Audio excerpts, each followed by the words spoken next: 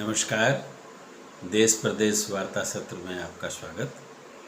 आज की वार्ता का विषय है लोकतंत्र और असहमति का अधिकार। लोकतंत्र दुनिया की सर्वोत्तम शासन प्रणाली, सर्वोत्तम इसलिए कि लोकतंत्र ही एकमात्र वह व्यवस्था है जहां शासक और शासित काफ़ी करीब होते हैं।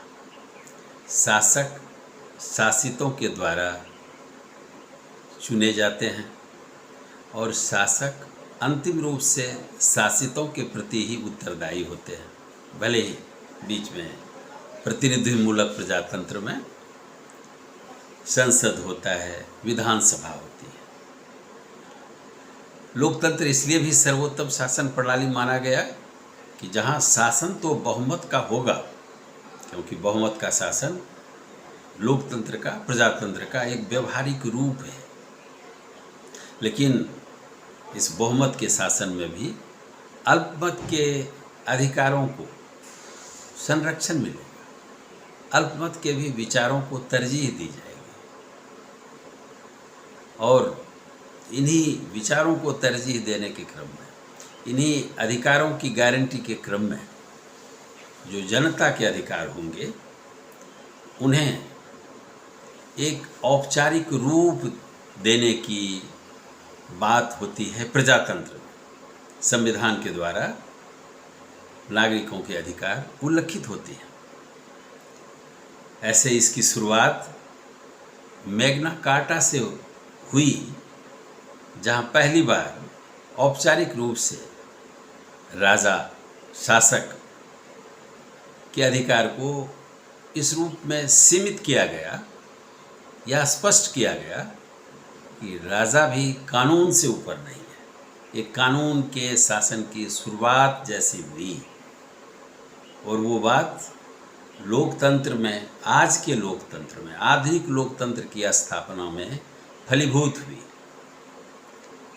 जनता के पूरे अधिकार, उन अधिकारों की गारंटी, इसके लिए जनता के अधिकारों की संरक्षण को सुनिश्चित करने के लिए शासन के एक अलग से अंग न्यायपालिका, कार्यपालिका और विधायिका के साथ साथ, और तीनों ही अंगों में कि जहां स्वतंत्रता भी हो लेकिन एक चेक एंड बैलेंस की भी नीति बनी रहे, सेपरेशन ऑफ पावर भी हो, लेकिन तीनों ही अंग यह सुनिश्चित करें कि अंतिम रूप से जो प्रजातांत्रिक भावना है उसके अनुरूप शासन चल पाए। तो प्रजातंत्र आज दुनिया के अधिकतम देशों में है। जिन देशों में नहीं भी है उनके लिए आदर्श प्रजातंत्र ही है। भारत को इस बात का गौरव है कि भारत ने आज़ादी के बाद ही एक स्वस्थ प्रजातांत्रिक देश होने की बात सोची और इसी रूप में संविधान बने, इसी रूप में देश की शुरुआत हुई और इसी रूप में भारत ने आज़ादी के 75 वर्ष भी पूरे किए। भारत में संविधान में, लिखित संविधान के द्वारा नागरिकों के अधिकार सुरक्षित किए गए, संरक्षित किए गए और उन अधिकारों में अभिव्यक्ति का भी अधिकार शामिल किया गया। अभिव्यक्ति, बोलने का अधिकार, विरोध करने का अधिकार, असहमति दर्ज करने का अधिकार, ये अधिकार प्रजातंत्र में, एक स्वस्थ प्रजातंत्र में बहुत मायने रखते हैं। असहमति के अधिकार का अगर हम उल्लेख कर रहे हैं तो स्वाभाविक रूप से ध्यान जाता है जॉन स्टुअर्ट मिल की ओर, आधुनिक युग में जिन्हें लिबर्टी का चैंपियन कहा गया। जॉन स्टुअर्ट मिल ने यह स्पष्ट किया था कि बहुमत की तो बात छोड़ दीजिए कि वो अगर अल्पमत है तो उसको दबा दे, ऐसा बिल्कुल नहीं होना चाहिए। अगर एक भी आदमी असहमति की बात करता है, अपना विरोध दर्ज कराना चाहता है, तो उस विरोध को जरूर सुना जाए, उसको तरजीह मिले। मिल का ये कहना मायने रखता है कि the whole mankind has no right to silence one dissenter. अगर एक भी असहमति का अधिकार है और दूसरी तरफ सभी लोग हैं, बाकी सभी लोग, तो उनको ये अधिकार नहीं है कि उस आवाज़ को वो दबा दें। यह एक स्वस्थ प्रजातंत्र की बड़ी विशेषता है। अब हम अगर आज के परिदृश्य में इन अधिकारों को देखें तो ऐसा लगता है कि इस पर किसी न किसी रूप में आँच आ रही है। देश में संविधान के तहत ही, प्रजातांत्रिक व्यवस्था के तहत ही कुछ ऐसे कानून हैं जिनका उपयोग करके विरोधियों की आवाज़ को सीमित किया जा रहा है, दबाया जा रहा है, कभी कभी कुचलने का भी प्रयास किया जा रहा है। ऐसे कुछ कानून जो कि आज आम तौर पर सरकार के द्वारा इस्तेमाल किए जाते हैं, उसमें UAPA है, सेडिशन का एक्ट है। देश में आंतरिक सुव्यवस्था बनी रहे, आतंकवाद किसी भी रूप में भारत की अच्छी व्यवस्था पर, मजबूत व्यवस्था पर आघात न पहुंचाया जा सके, इसके लिए UAPA कानून अस्तित्व में लाए गए थे। लेकिन 2019 में संशोधन करके UAPA कानून में कुछ ऐसे प्रावधान जोड़ दिए गए जो कहीं न कहीं प्रजातांत्रिक भावनाओं में विश्वास रखने वाले लोगों के लिए, अभिव्यक्ति की आज़ादी पर विश्वास रखने वाले लोगों के लिए एक गंभीर चिंता का विषय है। क्योंकि व्यवहार में देखा जा रहा है कि इन कानूनों की मदद से विरोधियों का किस तरह से दमन भी किया जा सकता है। हालांकि अगर इस कानून की ही हम बात करें UAPA का, तो इसमें जो कन्विक्शन का रेट है वो काफ़ी कम है, लेकिन ढेर सारे लोग वर्षों तक जेल में बंद रह जाते हैं। इस कानून में 1919 के संशोधन के बाद यह व्यवस्था है कि 6 महीने तक किसी भी व्यक्ति को जेल में बंद रखा जा सकता है, उसे जमानत नहीं मिल सकती।